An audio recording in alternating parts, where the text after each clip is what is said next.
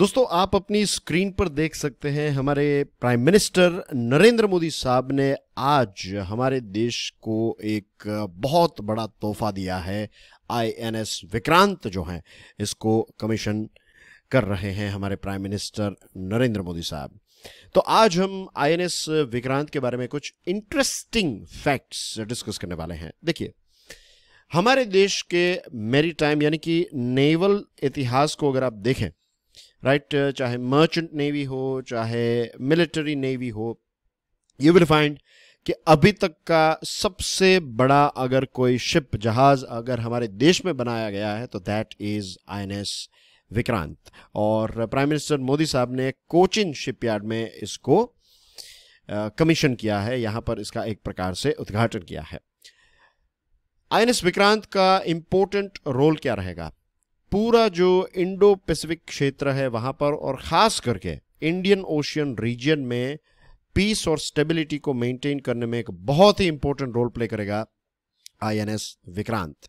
इस पर कौन से फाइटर जेट्स उड़ाए जाएंगे या फिर यहां पर पार्क्ड होंगे, तो दैट इज MiG-29 के फाइटर जेट्स जो हैं। स्टार्टिंग के कुछ सालों तक MiG-29 को यहां पर यूज किया जाएगा, उसके बाद शायद कोई नए एयरक्राफ्ट भी ऐड किए जाएं।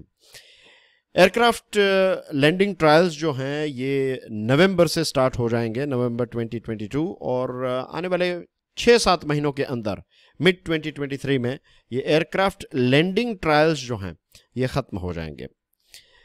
एयरक्राफ्ट कैरियर को इंडिजीनियस इक्विपमेंट और मशीनरी का इस्तेमाल करते हुए बिल्ड किया गया है। इसमें हमारे देश की बड़ी बड़ी इंडस्ट्रियल कंपनीज ने तो पार्ट लिया ही है, 100 से भी ज्यादा MSMEs यानी कि micro small and medium enterprises ने भी इस शिप को बनाने के लिए अलग अलग प्रोडक्ट्स जो हैं वो नेवी को सप्लाई किए हैं। इसको किसने डिजाइन किया है? वॉरशिप डिजाइन ब्यूरो, WDB जो है ये इंडियन नेवी का ही एक ऑर्गेनाइजेशन है और इसने इसको डिजाइन किया है। बिल्ड किसने किया है? हमारे देश की एक सरकारी कंपनी है कोचिन शिपयार्ड लिमिटेड। तो इस कोचिन शिपयार्ड लिमिटेड ने इसका निर्माण किया, इसको बिल्ड किया है। विक्रांत का मतलब होता है विजेता, विक्टोरियस, गैलेंट यानी कि करेजियस।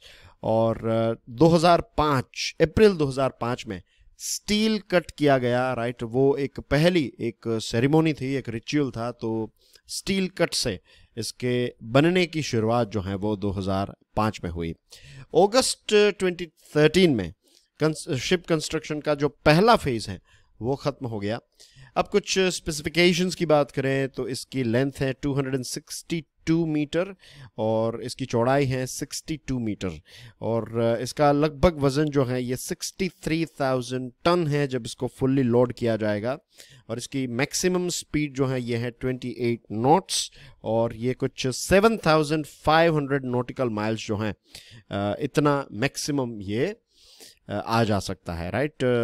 तो 7,500 नॉटिकल माइल्स इसका एंड्योरेंस है। इसमें 2200 जितने कंपार्टमेंट्स हैं और 1600 जितने क्रू जो हैं यानी कि स्टाफ मेंबर जो हैं, टोटल 1600 जितने लोग जो हैं वो इसमें तैर पाएंगे या फिर आप कह सकते हैं शिप में ओवरबोर्ड हो पाएंगे या फिर इसमें इतनी कैपेसिटी, इतने लोगों की कैपेसिटी। और ख़ास करके जो सबसे अच्छी बात है वो ये है कि महिला ऑफिसर्स के लिए अलग से फैसिलिटीज़ हैं, राइट। महिलाओं के रिक्वायरमेंट को ध्यान में रखते हुए यहाँ पर सारी फैसिलिटीज़ जो हैं वो अवेलेबल हैं। इतना ही नहीं, ये एक फुल्ली फ्लेज्ड मेडिकल कॉम्प्लेक्स वाला एयरक्राफ्ट कैरियर है। इसमें फिजियोथेरेपी क्लिनिक हैं, ICU वार्ड्स हैं, लेबोरेटरीज हैं और आइसोलेशन वार्ड्स भी हैं।